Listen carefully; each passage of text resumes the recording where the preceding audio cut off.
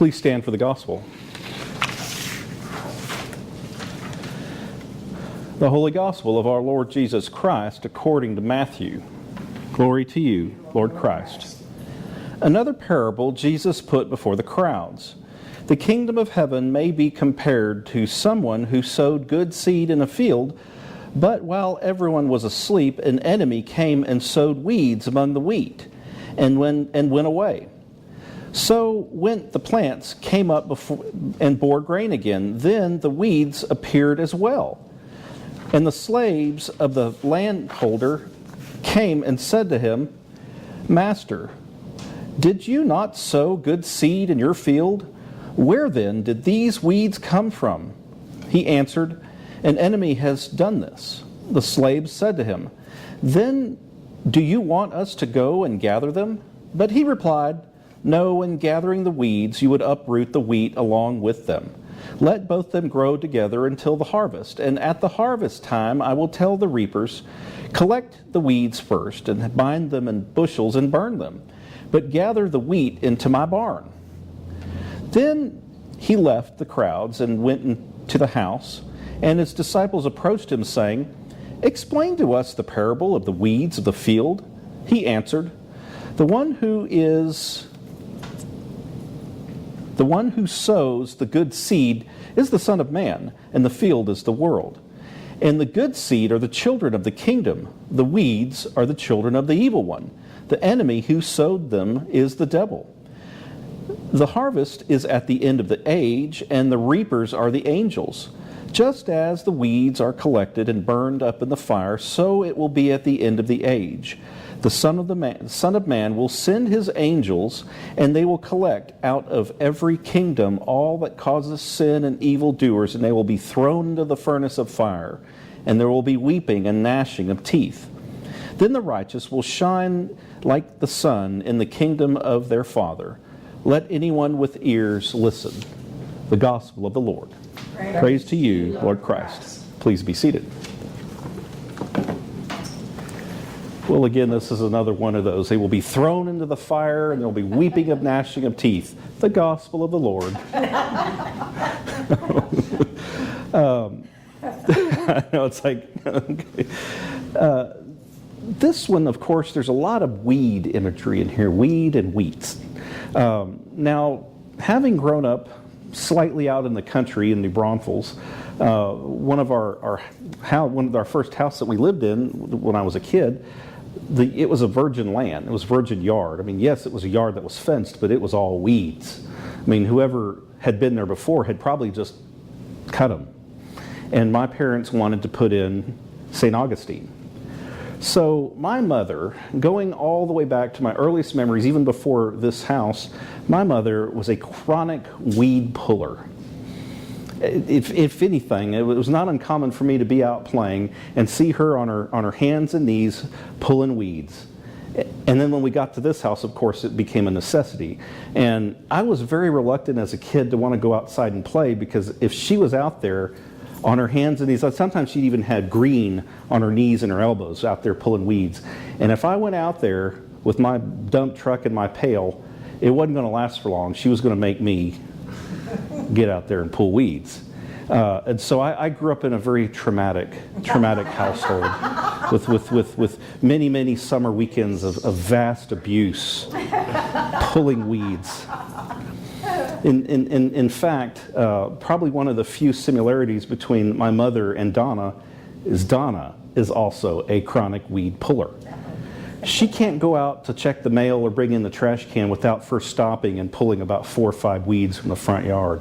She will be out there on her cell phone, wandering around, talking to somebody, and the next thing I know, I look out there and she's doing this.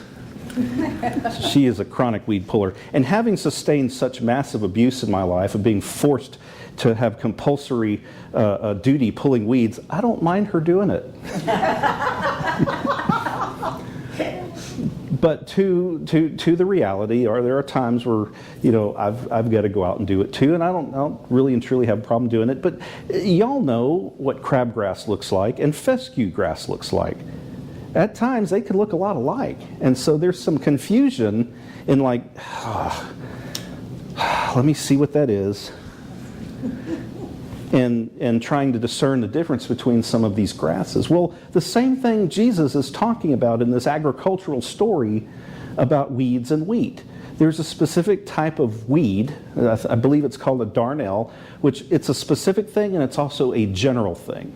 They used it as a general term for invasive weeds, but it's also a specific type of weed that looks in its early growth stages just like wheat. And so Jesus is telling in this story, sometimes these things are going to look alike. Sometimes these weeds and wheat are going to look very similar. And I tell you what, as he speaks for the farmer, don't worry about it right now. Let them grow together. Don't run the risk of pulling up something that you think might be something else. The farmer will take care of that at a later time. So it's as if Jesus is saying something horrible. It sounds like he's like, weeping and gnashing of teeth, thrown into the fire, who's in and who's out. But there's also a comfort in that. Because my part is like, when I read that, I want to go straight to the love, peace, and joy part. That's kind of where I like to end up at. But then you have this thing here where Jesus is like, weeping and gnashing of teeth, thrown into the fire, who's in and who's out.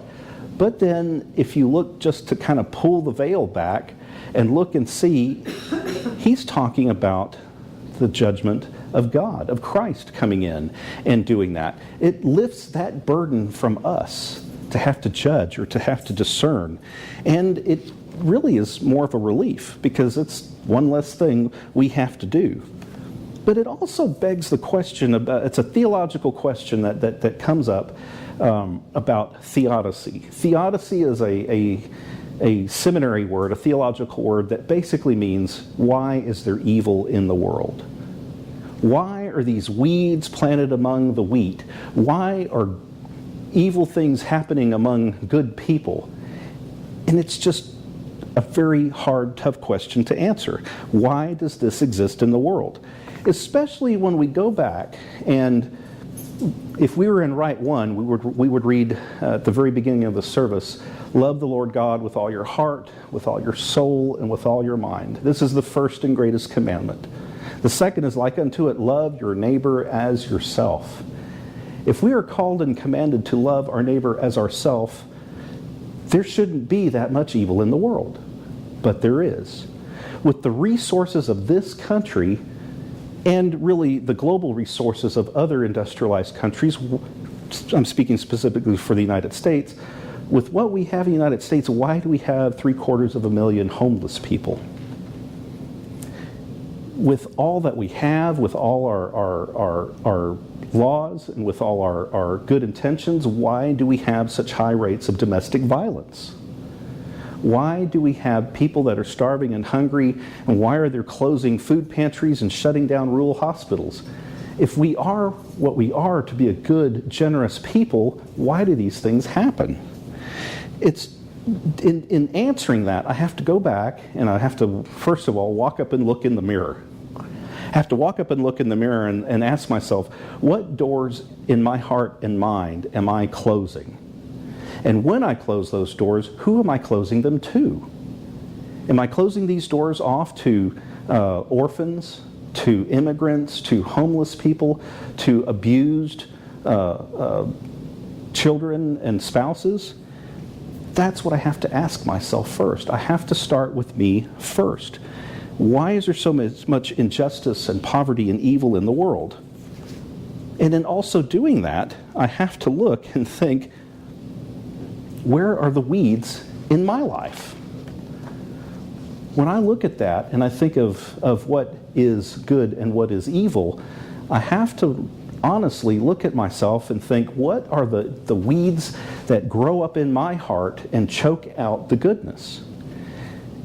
And just a small thumbnail sketch of that, was getting on the highway the other day, not the highway, the loop in Angelo, and the Texas state law says that when you're on a main thoroughfare and there's an on-ramp merging onto the main thoroughfare, the right-of-way is to the main thoroughfare, and those merging into it have to yield to that. And right away, I'm driving along, and some guy comes up the ramp, just shooting up on the ramp at probably 70 miles an hour into a 65-mile-an-hour thoroughfare and just blazes right in front of me. And I'm shooting nice, thoughtful words of the Texas traffic code at him. Now, in a lot of cases, in Texas, we're pretty lighthearted about that. You see anybody coming up, and our inclination is if you're in the right lane, somebody's coming up over here, click that turn signal to the left and move over and be polite and let them in. But I think so many people have expected that they don't think about it and they just shoot up onto the ramp. Now, in 9 times out of 10, we do that, but sometimes, like this particular case, it was an 18-wheeler right there, and I couldn't move over. And so instead of him slowing down and merging behind, he sped up and got in front.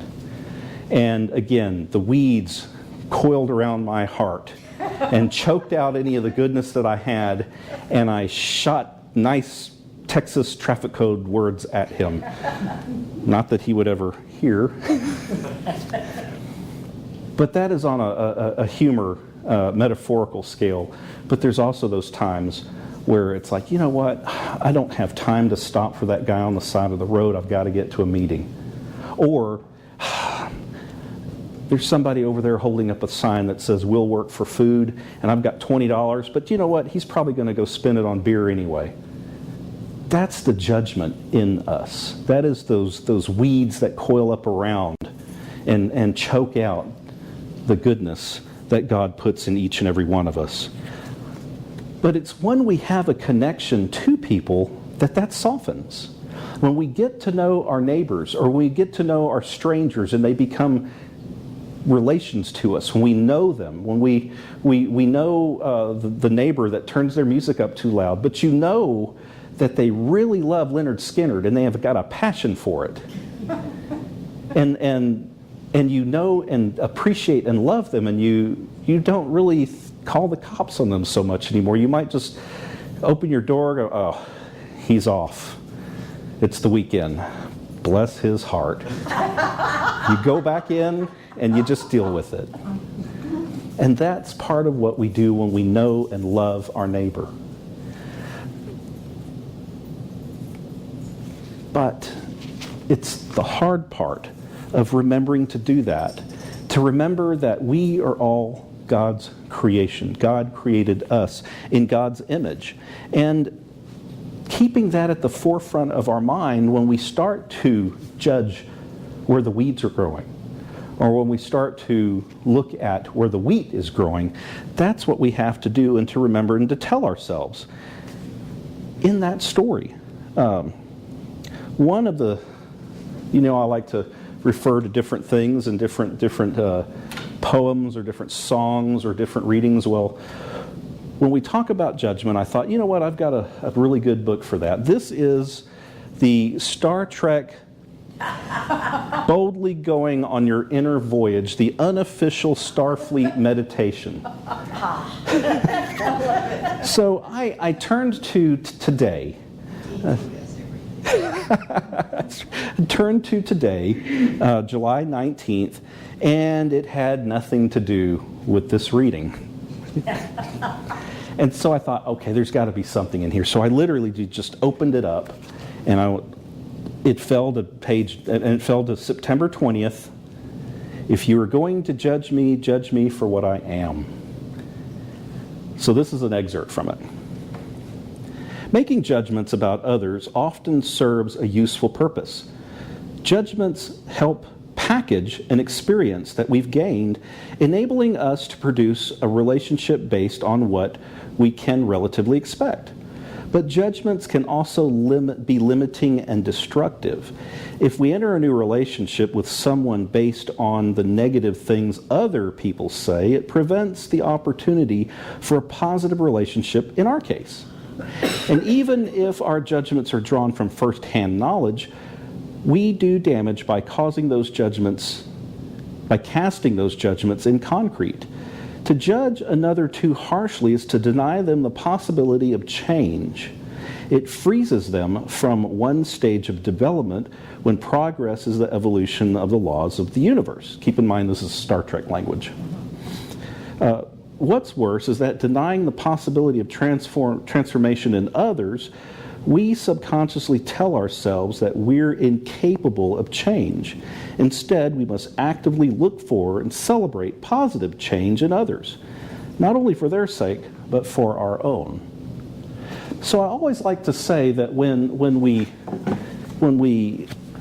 give others permission to change, to develop, and to grow, it broadens our world. When they are allowed to grow and develop, so are we. When we give someone permission to explore and to grow, all our boats float higher in the water.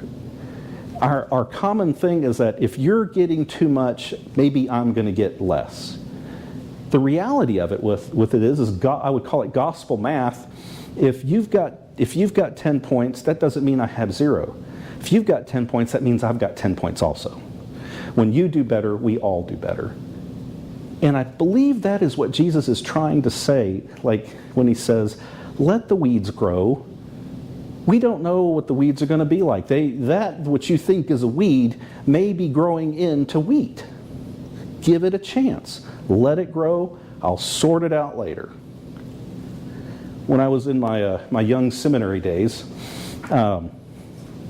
you have 3 years in seminary, your first, second, and third year. Your junior year, middle year, and your senior year. Between your first year and your second year, they send you for that whole summer to what they call clinical pastoral education, CPE. It's the equivalent of doing a residency.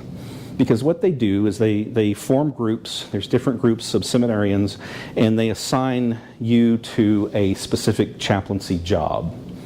It could be a hospital chaplaincy, it could be a nursing home, it could be a corporate chaplaincy like at Tyson Chicken, any of these things, like even fire departments. Everybody has a chance to apply for and get a chaplain. And so you have a seminarian basically coming in to try out their theology and pastoral care on well-meaning, unsuspecting people. So when I went in, the director said, well, what would you, they give you a little bit of choice, what are your interests, and if they can meet that, they will.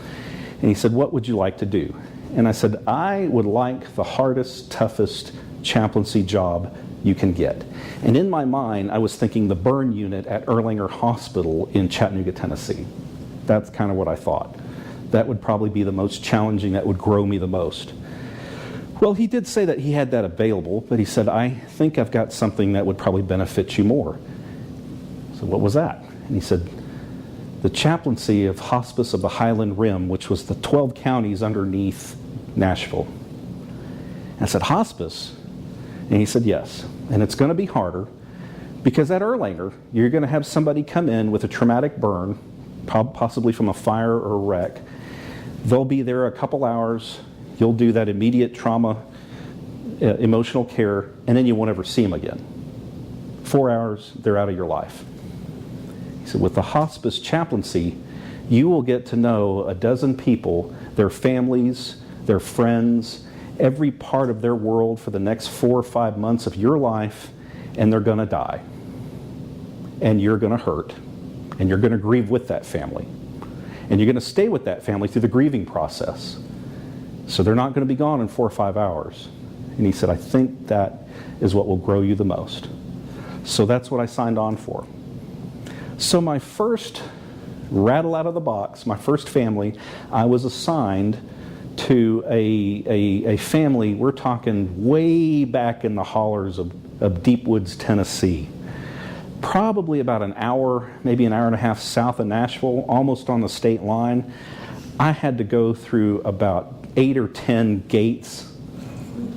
Some of these roads, you could call them dirt roads. The road would have perked up if you called it a dirt road. It's more like a glorified deer trail. So I worked my way 45 minutes from the last paved road I found, and found their house, and it was about 1 notch above a log cabin. Had no running water, no electricity. They had hand pumps for water. They had kerosene lanterns.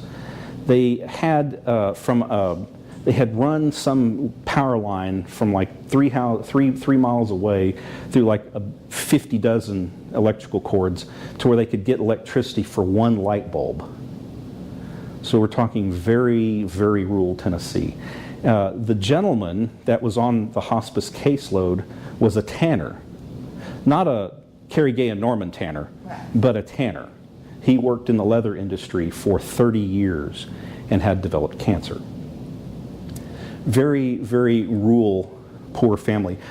Probably very loosely affiliated with Christianity, but no formal church family, no formal religious training. And so here I am in my arrogance, coming in as a first-year seminarian with my polished Lucchese boots, my pressed Dockers, my nice Oxford shirt, and my nice leather briefcase with my Book of Common Prayer in it, and I come walking in thinking, I'm going to bring the love of God to these people. And I was extremely just